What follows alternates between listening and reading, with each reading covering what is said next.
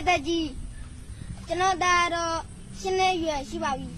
အခုတင်ပြမှာတော့ဂျွန်းဗီဒီယိုတင်ပြပါမှာဟိုမနေ့ညနေတုန်းကတော့ဂျွန်းဗီဒီယိုတစ်ပုဒ်တင်ပြရပါတယ်အဂျွန်းဗီဒီယိုကမလဲသေးပါဘူးဒီနေ့ကတော့ဦးနဲ့ထူးနိုင်တော့တောင်းကျုပ်ထိုးပြမယ်ကဲပိတ်တဲ့ကြီးအပေးကြပါဦးခင်ဗျ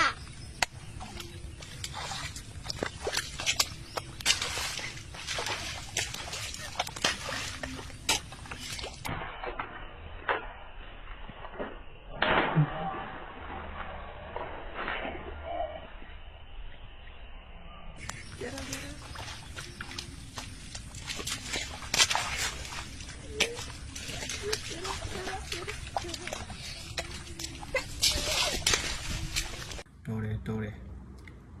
နောက်လဲတင်ပေးတော့အခုစကြည့်မယ်အားပေးတယ်တော့ညီလေး